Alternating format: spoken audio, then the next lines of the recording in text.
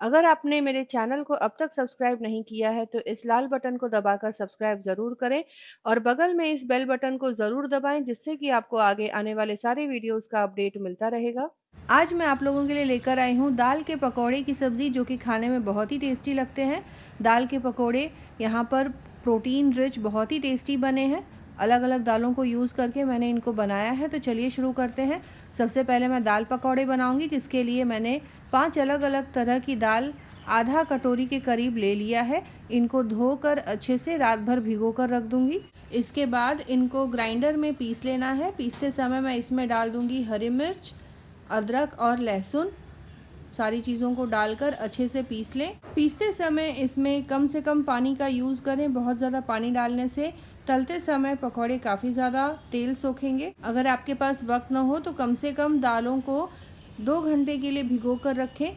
अगर आपको मूंग दाल से पकौड़े बनाने हैं तो ये 30 से 35 मिनट में भीग कर तैयार हो जाते हैं। अगर ज़रूरत पड़े तो आप 1 से 2 टेबलस्पून पानी इसमें यूज़ कर सकते हैं। दाल पीस कर हो जाए इसके बाद इनको मैं एक मिक्सिंग बोल में निकाल लूँगी। आज मैं आपको बताऊँगी बिना सोडा डाले पकौड़े या वड़े बनाने की रेसिपी। तो यहाँ पर बैटर एक बार अच्छे से पिस जाए, इनको मिक्सिंग बोल में निकाल लें। फिर मैं इसमें सारी चीज़ें डाल दूँगी, जैसे बारीक कटा हुआ प्याज, जीरा, नमक स्वाद अनुसार, बारीक कटा हुआ हरा धनिया, अजवाइन, कुछ सूखे मसाले जैसे कश्मीरी लाल मिर्च पाउडर, तीखी वाली लाल मिर्च पाउडर, गरम मसाला, हल्दी पाउडर, धनिया पाउडर, चाट मसाला। इन सारी चीज़ों को डालकर अच्छे से मिक्स कर लें। 2 से 3 टेबलस्पून डाल दूंगी नींबू का रस। सारी चीज़ें अच्छे से मिक्स हो जाए फिर इनको करीब 4 से 5 मिनट के लिए तेज़ी से फेंटना है। हाथों से ही फेंटें ताकि एक फ्लफीनेस आ जाए इस बैटर में। इनको थोड़ा और हल्का बनाने के लिए 1 से 2 टेबलस्पून पानी आप इसमें डाल सकते हैं। बैटर अच्छे से फूला है या नहीं ये चेक करने के लिए एक कटोरी में पानी ले लें और थोड़ा सा बैटर पानी में डालें। अगर वो तैर रहा है यानी कि बैटर में फ्लफीनेस आ गया है। अगर वो डूब जाए इसका मतलब कि थोड़ी देर और फेंटना बाकी है। बैटर तैयार हो जाए इसके बाद इनके छोटे छोटे पकौड़े गरम तेल में डालकर गोल्डन होने तक फ्राई कर लें। आंच को मीडियम फ्लेम पर ही रखें ताकि जो पकौड़े हैं वो अंदर से भी अच्छे से पक जाए।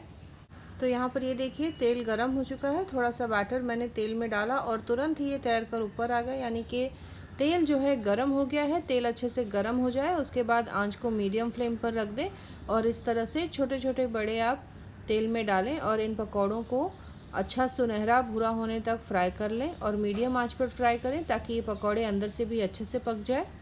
पकौड़ों को तुरंत कलछी से आप पलटने की कोशिश न करें।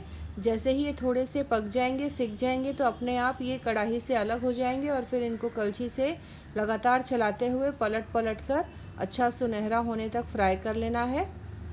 एक बैच को फ्राई होने में करीब 1 से 1.5 मिनट का वक्त लग सकता है। एक बार ये अच्छे से फ्राई हो जाए उसके बाद इनको मैं एक टिश्यू पेपर पे निकाल लूँगी ताकि इसका जितना भी एक्स्ट्रा तेल है वो निकल जाए। तो इस तरह से सारे पकौड़ों को फ्राई करके तैयार कर लूँगी। इसके बाद करी बनाने की तैयारी करेंगे, जिसके लिए ले लिया है मैंने एक मीडियम साइज़ का प्याज, 7 से 8 लहसुन की कलियां और 1 इंच अदरक का टुकड़ा।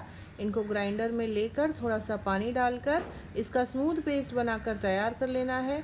अब दूसरी तरफ मैंने कढ़ाई में ले लिया है 2 बड़े चम्मच तेल, डाल दिया है 1 छोटा चम्मच जीरा, 2 कश्मीरी लाल मिर्च और 2 हरी मिर्च।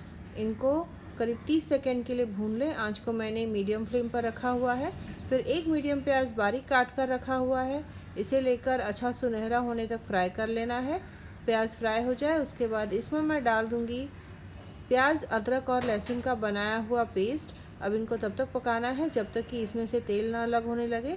तो इस तरह से ये मसाले अच्छे से पक जाएंगे। अब यहाँ डाल दिया है मैंने कश्मीरी लाल मिर्च पाउडर, हल्दी पाउडर, गरम मसाला, धनिया पाउडर। इनको भी अच्छे से मैं मिक्स कर लूँगी। ये मसाला अच्छे से भुन जाए इसके बाद इसमें मैं डाल दूँगी टोमेटो पेस्ट यानी टमाटर का पेस्ट। 2 बड़े टमाटर लेकर मैंने उसे ग्राइंड कर लिया है, पेस्ट बना लिया है। उसे डालकर तब तक पकाना है जब तक कि इस मसाले में से तेल ना अलग होने लगे। तो करीब 3 से 4 मिनट धीमी आंच पर इसे अच्छे से पका लें। ध्यान रखें कि यहाँ पर पकौड़े ऑलरेडी फ्राई किए जा चुके हैं, कोई सब्ज़ी को तो भूनना है नहीं। तो तेल हिसाब से ही आप यूज़ करें करी बनाने के लिए। यहाँ पर मैंने नमक डाल दिया है स्वाद अनुसार। तो सारी चीज़ें अच्छे से मिक्स करके भून के इसमें मैं डाल दूंगी 1 बड़ा चम्मच बेसन और उसे भी मसाले के साथ पका लूँगी। बेसन से बहुत ही अच्छा टेक्सचर और क्रीमीनेस मिलेगा करी को, इसीलिए इसे ज़रूर डालें। अच्छे से इसे मिक्स कर लें और फिर इसमें मैं डाल दूंगी पानी। तो अपनी कंसिस्टेंसी के हिसाब से आप इसमें पानी डालें और अच्छे से मिक्स करके उबाल आने तक इसे पकने दें। पानी डालने के बाद अच्छे से इसे मिक्स कर लें और करीब 4 से 5 मिनट के लिए इसे धीमी आंच पर पकने के लिए छोड़ दें। एक बार इसमें उबाल आ जाए, अच्छे से ये करी पक जाए, तो इसमें मैं डाल दूंगी दाल के पकौड़े और फिर अच्छे से मिक्स करके करीब 2 मिनट और पका लूँगी। फिर इसमें बारीक कटा हुआ हरा धनिया डालकर इसे गार्निश कर लूँगी। तैयार है दाल के पकौड़े की सब्ज़ी, जो कि बहुत ही टेस्टी बनते हैं। रोटी के साथ खाएं, पूरी के साथ खाएं या स्टीम्ड राइस के साथ भी ये पकौड़े की रस्से वाली सब्ज़ी बहुत ही टेस्टी लगती है। तो आप इस रेसिपी को ज़रूर ट्राई करें और कमेंट करें अपने एक्सपीरियंस के बारे में। दोस्तों और रिश्तेदारों के साथ भी इस रेसिपी को ज़रूर शेयर करें। मिलते हैं अगले एपिसोड में इसी तरह से एक और नई टेस्टी रेसिपी के साथ। Thanks for watching.